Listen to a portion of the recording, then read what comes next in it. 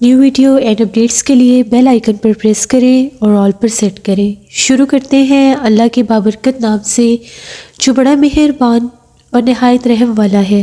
تمام تعریفیں میرے اللہ رب العزت کے لیے ہیں۔ خوفناک کہانیوں کے معزز ناظرین کو میری طرف سے السلام علیکم۔ امید کرتی ہوں آپ سب لوگ خیریت سے ہوں گے، جہاں ہوں گے خوش ہوں گے۔ آج آپ لوگوں کے لیے میں بہت ڈراؤنی کہانیاں لائی ہوں جنہیں آپ لوگ بہت پسند کریں گے۔ آج کی پہلی خوفناک کہانی سلمان شیئر کر رہے ہیں۔ سلمان کہتے ہیں میں بھیرا کا رہنے والا ہوں اور آج آپ کے ساتھ اپنی زندگی میں پیش آنے والی بہت ہی زیادہ ڈراؤنی کہانی شیئر کرنا چاہتا ہوں۔ آج سے 5 سال پہلے کی بات ہے۔ میں نے ایز اے ڈیلیوری بوائے ایک فاسٹ فوڈ چین تھا، وہاں پر میں نے اپنی جاب سٹارٹ کی۔ جیسے ہم لوگوں کو فوڈ ڈیلیور کرنے کے لیے جانا پڑتا ہے مختلف جگہوں پر، تو ہم لوگوں کے علاقے میں شہر سے بالکل باہر جیسے نئے نئے علاقے آباد ہوتے ہیں، نئی نئی سوسائٹیز بنتی ہیں، تو وہاں پر 2 سوسائٹیز تھیں۔ پہلے مجھے نہیں پتہ تھا، ان کے نیم سیم تھے، صرف فرق اتنا تھا کہ ایک سوسائٹی کے نیم کے ساتھ نیو لگتا تھا اور ایک جو تھی وہ سمپل، یعنی جو نیم تھا وہی تھا اس کا۔ مجھے جیسے ہی آرڈر ریسیو ہوا، یعنی وہاں پر ان لوگوں نے آرڈر پلیس کیا اور مجھے یہ کہا گیا کہ اس لوکیشن پر جا کر تم نے فوڈ ڈیلیور کرنا ہے۔ اب وہ جو میں نے وہاں سے فوڈ ڈیلیور کیا، جب میں وہاں سے نکلا، جیسے ہی وہ جگہ جو تھی کافی زیادہ دور تھی، سردیوں کا موسم تھا، جیسے ہم ڈیلیوری بوائے جو ہوتے ہیں بائک پر ہی ہوتے ہیں، فوڈ لے کر جا رہے ہوتے ہیں، بالکل شہر سے باہر مجھے جانا پڑا۔ کافی زیادہ دور جگہ تھی، ٹھنڈ بھی بہت زیادہ تھی، رات کے 10 بجے کا ٹائم تھا، 11 بجے ہم لوگ کلوزنگ کر دیتے تھے، کیونکہ یہ بالکل نئی فوڈ چین تھی تو یہ ان لوگوں نے تھوڑا سا ٹائم زیادہ رکھا ہوا تھا۔ میں چلا گیا۔ اب وہاں پر جیسے میں شہر سے باہر نکلا، کیونکہ سوسائٹی بہت آگے تھی، موبائل کے سگنل ڈراپ ہو گئے۔ اب مجھے لوکیشن کا پتہ نہیں چل رہا تھا، نہ کال سگنلز آ رہے تھے اور نہ ہی لوکیشن سگنلز آ رہے تھے۔ میں کافی زیادہ پریشان کہ اب میں کیا کروں۔ اب مجھے یہ بھول گیا کہ مجھے نیو ہاؤسنگ سوسائٹی کی طرف جانا تھا یا جو سمپل ہاؤسنگ سوسائٹی تھی اس طرف جانا تھا۔ کچھ فاصلے پر ہی تھیں وہ دونوں، تو میں نے سوچا کہ پہلے میں جو سمپل ہاؤسنگ سوسائٹی ہے میں اس طرف چلا جاتا ہوں، مے بی آرڈر ادھر سے ہی آیا ہو۔ جو ہی میں وہاں پر انٹر ہوا، کوئی وہاں پر ابھی انٹری گیٹ نہیں لگا ہوا تھا، نہ ہی وہاں پر کوئی گیٹ کیپر تھا، واچ مین کوئی بھی نہیں تھا، بس جیسے ایک گیٹ کا راستہ بنا ہوا تھا۔ میں اندر داخل ہو گیا، بہت سردی تھی اور جیسے وہاں پر وہ سوسائٹی بالکل باہر کر کی تھی، دھند بھی وہاں پر زیادہ تھی، ٹھنڈ بھی زیادہ تھی اور بہت زیادہ گھر جو تھے وہ دھند میں ڈھکے ہوئے تھے۔ میں مین سڑک سے ہوتا ہوا جہاں پر وہ گھر شروع ہو رہے تھے وہاں پر جانے لگا۔ وہاں پر ابھی گھر کافی زیادہ گھر جو تھے وہ ابھی جیسے انڈر کنسٹرکشن تھے، غیر تعمیر تھے، ابھی ان کی تعمیر پوری نہیں ہوئی تھی۔ چند گھر تھے جو مکمل ہو چکے تھے اور ان پر بھی تالے لگے ہوئے تھے۔ اتنا مجھے ضرور یاد تھا کہ مجھے اسٹریٹ نمبر 12 میں جانا تھا، ہاؤس نمبر بھی میں بھول گیا، کیونکہ جب ہم لوگ مین لوکیشن پر پہنچ جاتے ہیں تو ہم لوگ پھر وہاں پر جا کر کال کرتے ہیں اور ان سے لوکیشن، پراپر جو لوکیشن ہوتی ہے وہ ہم لوگ وہاں پر لیتے ہیں۔ یہاں پر نہ کہ سگنل آ رہا تھا اور نہ ہی سگنل آنے کے کوئی امکان تھے۔ میں نے اللہ کا نام لیا، کافی زیادہ گلیاں کراس کرتا گیا، بالکل ہو کا عالم تھا، دور دور تک نہ کوئی بندہ نہ بندے کی ساتھ، بس دور کتے بھونک رہے تھے۔ جو ہی میں گلی نمبر 10 کو کراس کر کے آگے گیا، مجھے ایک چیخ سنائی دی۔ چیخ ایسے تھی جس طرح سے کوئی عورت ہے اور اس کی چیخ اتنی اونچی گونجی ہے جیسے فضا میں اس کی چیخ گونج رہی ہے۔ میں تھوڑا سا ڈر گیا، پھر مجھے لگا کہ شاید کوئی پرندہ ہوگا، شاید کوئی جانور یا کوئی بلی وغیرہ ہوگی۔ میں نے پھر خود کو تسلی دی۔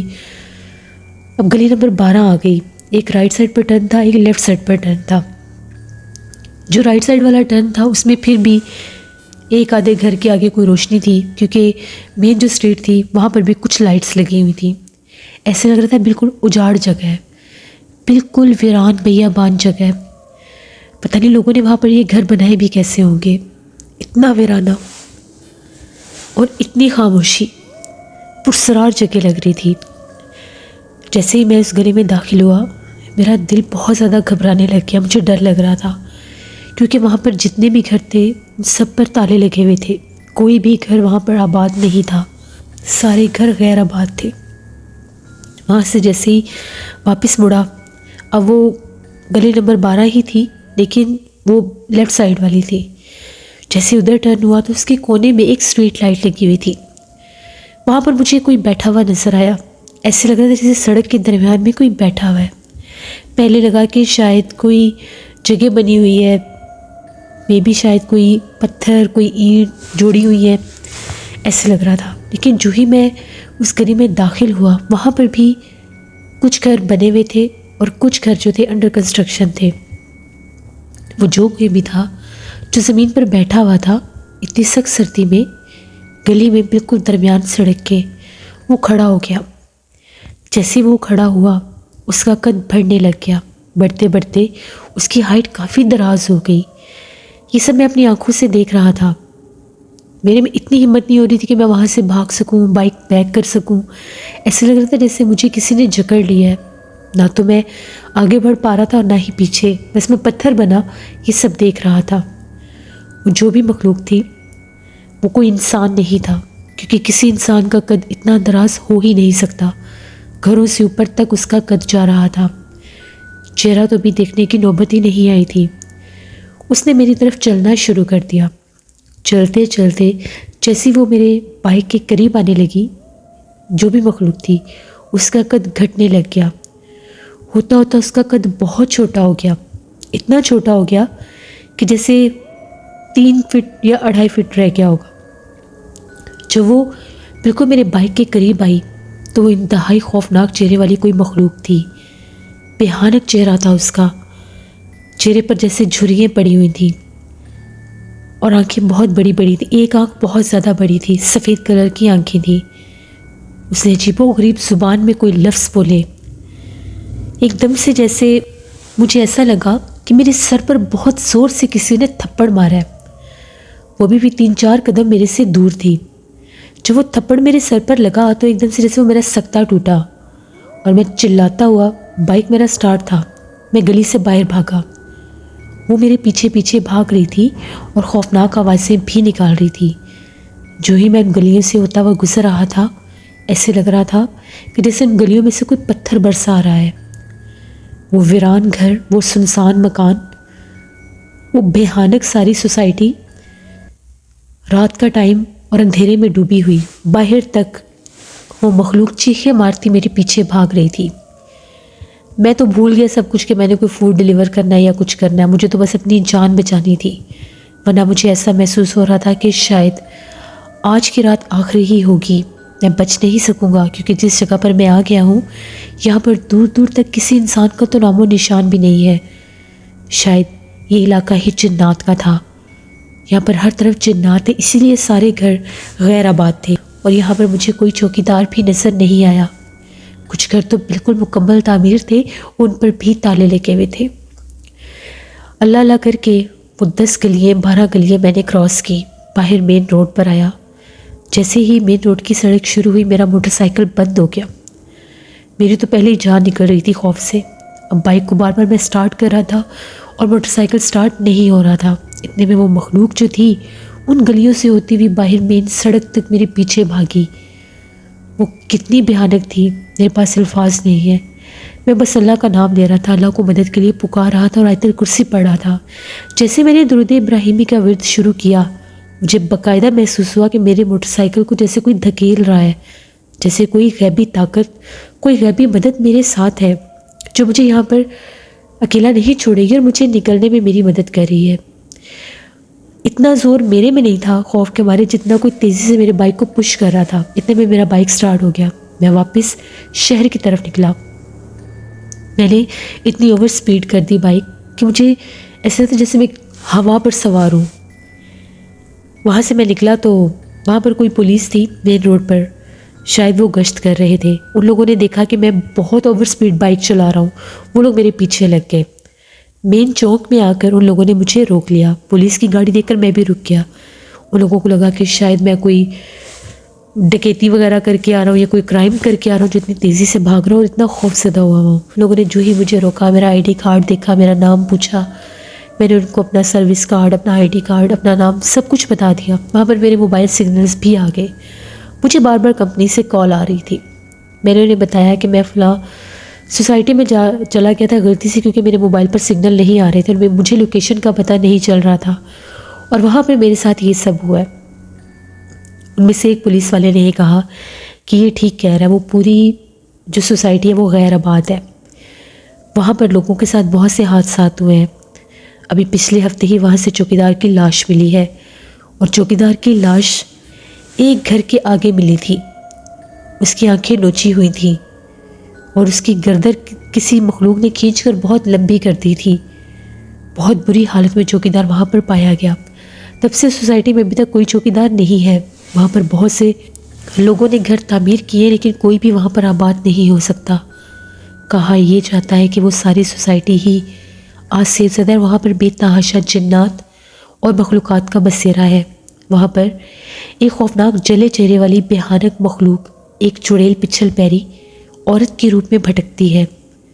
زیادہ تر وہ جلے چہرے والی عورت کداور قد میں بوڑھی عورت کے روپ میں ان سنسان اور ویران گلیوں میں رات بھر چیختی چلاتی اور بھٹکتی ہے. جتنے لوگوں نے وہاں پر گھر تعمیر کیے ہیں وہ تو جا چکے ہیں، بھاگ چکے ہیں. جن لوگوں نے گھر شروع کیے تھے وہ بھی رک چکے ہیں. شاید یہ جگہ کبھی بھی آباد نہیں ہوگی. اس کے آگے اسی نیم سے ایک نیو سوسائٹی بنائی گئی تھی. وہاں پر بھی لوگوں کو گھر الاٹ کیے گئے تھے. جو لوگوں نے یہاں پر انویسٹمنٹ کی تھی وہاں پر ان کو ان بدلے میں وہاں پر گھر دے دیے گئے تھے، اور اس کو باقاعدہ ڈکلیئر کر دیا گیا تھا کہ یہ جگہ آج سیب زدہ ہے، جنات کی عزت میں ہے اور یہاں پر کوئی بھی آباد نہیں ہو سکتا. ان لوگوں نے مجھے جب ساری انویسٹیگیشن پوری ہو گئی میری کمپنی میں بھی کال کی، مجھے واپس بھیج دیا گیا. جب میں اپنی کمپنی پہنچا میری طبیعت بہت زیادہ خراب ہو چکی تھی. میں نے اسی وقت گھر جانے کا فیصلہ کیا. ابھی میری جاب پر تقریباً 1 ہفتہ ہی گزرا تھا. گھر آیا تو سخت بخار تھا. رات کو ہی مجھے بخار ہو گیا خوف کے مارے. رات بھر مجھے ڈراؤنے خواب آتے رہے. اسی جگہ پر اپنے آپ کو دیکھتا تھا. گھر والوں کو بھی اس بارے میں بتایا اور گھر والے کہہ رہے تھے کہ تم سوئے میں بھی چلا رہے تھے، چیخ رہے تھے. جتنی بار تمہارے کمرے میں آتے تھے تم بہت بری حالت میں ہوتے تھے. پھر میری امی نے حفاظت کے لیے میرے تکیے کے بالکل قریب سائڈ ٹیبل پر قرآن پاک رکھا. الحمدللہ اس کو رکھنے کے بعد مجھے سکون ملا. صبح جب ہوئی تو ہم لوگوں کے ایک پیر صاحب تھے جن کے پاس ہم لوگ جایا کرتے تھے، ان سے دم وغیرہ کرواتے تھے. انہوں نے حفاظت کا ایک تعویذ مجھے بہت پہلے سے دیا ہوا تھا. مجھے تو یاد بھی نہیں تھا کہ میرے پاس ایسی حفاظتی کوئی چیز ہے بھی صحیح یا نہیں، کیونکہ جب انسان کے اوپر خوف طاری ہوتا ہے تو اس کو کچھ بھی یاد نہیں رہتا. صرف یاد آتا ہے تو اللہ کی ذات اور پاک کلام جو ہماری حفاظت فرماتا ہے. تو جب میں ان کے پاس گیا انہوں نے دم کیا تو انہوں نے یہ کہا کہ تمہارے سر میں تھپڑ تمہارے پیروں نے ہی مارا تھا، جن کا ہاتھ تمہارے پیچھے تھا، جن کی حفاظت کی کلام تم نے گلے میں پہنی ہوئی تھی. اللہ کے حکم سے اگر اس وقت تمہارا سکتہ نہ توڑا جاتا تو وہ پچھل پیری ڈائن، وہ چڑیل تمہارا دل نکال کر کھا لیتی. تمہارے پیچھے بھاگی لیکن تم تک پہنچ نہیں سکی کیونکہ تمہارے گلے میں حفاظت کا تعویذ تھا. اگر یہ نہ ہوتا تو وہ تمہیں جانی نقصان بھی پہنچا دیتی. انہوں نے مجھے سختی سے منع کر دیا کہ تم نے یہ نوکری نہیں کرنی، کیونکہ یہ ایسی نوکری ہے جس میں تمہیں دور دراز علاقوں میں جانا پڑتا ہے. پھر چاہے دن ہو چاہے رات ہو، نوکری ہوتی ہے اور وہ کرنی پڑتی ہے. ایک دفعہ یہ مخلوق جب کسی انسان کے پیچھے لگ جاتی ہے تو کسی اور جگہ پر بھی اگر جنات کا بسیرا ہو یہ مخلوق وہاں پر بھی پہنچ جاتی ہے. ان بزرگوں کا یہ بھی کہنا تھا کہ جو جنات ہوتے ہیں ان کے پورے قبیلے، خاندان، ان کی بھی نسلیں ہوتی ہیں، اور جو بھی جگہ سیب زدہ ہو، چاہے ایک علاقہ، 2 علاقہ، ایک شہر میں مختلف علاقے، وہاں کے جنات ہر طرف پھیلے ہوتے ہیں اور وہ خبر دیتے رہتے ہیں کہ فلاں انسان جس کے پیچھے تم تھے وہ اس طرف آ رہا ہے، ہم بھی اس پر حملہ آور ہوں گے اور تم بھی ہو جانا. پھر میں نے وہ نوکری چھوڑ دی، نماز پڑھی، اللہ سے مدد مانگی تو مجھے ایک اور جگہ پر آفس ورک مل گیا. پھر میں وہاں پر کام کرتا تھا. اس حملے کے بعد مجھے ڈراؤنے خواب متواتر آتے تھے. 2 سال لگاتار مجھے بہت ڈراؤنے خواب آتے تھے اور میں سویا ڈر بھی جایا کرتا تھا. لیکن دوبارہ کبھی بھی میں سوسائٹی کی طرف نہیں گیا. مجھے نہیں پتا کہ وہاں پر کیا معاملات تھے، وہ جگہ کیوں آسیب زدہ تھی. وہ بھیانک غیر آباد سوسائٹی آج بھی جب مجھے یاد آتی ہے تو میرے رونگٹے کھڑے ہو جاتے ہیں. وہ مخلوق، وہ عورت، آج بھی اس کا چہرہ یاد آتا ہے تو جسم کانپنے لگ جاتا ہے. یہ میری ایک کہانی تھی جو میں نے آپ کے ساتھ شیئر کی. بہت شکریہ سلمان آپ کا. جس سے یہ تھی آج کی یہ خوفناک کہانی. اپنا فیڈ بیک مجھے ضرور دیں آپ لوگوں کو کیسی لگی. آپ لوگ بھی اپنی خوفناک کہانی شیئر کر سکتے ہیں ڈسکرپشن باکس میں دیے گئے ای میل آئی ڈی nasheenmir57@gmail.com پر. اس کے علاوہ آپ لوگ مجھے کمنٹ باکس میں بھی سٹوری شیئر کر سکتے ہیں. ہارر سٹوریز اردو پر بھی میں سٹوری آن ایئر کر رہی ہوں، اس کو بھی وزٹ کریں اینڈ سبسکرائب کریں. اسکیری اردو ٹیلز میری سسٹر کا چینل ہے، ان کو بھی جا کر سبسکرائب کریں اینڈ سپورٹ کریں. اپنا بہت سا خیال رکھیے گا. اپنی ڈھیروں دعاؤں میں مجھے، میری فیملی، میرے پورے پاکستان کو یاد رکھیے گا. Thank you for listening my stories. Stay blessed. Allah نے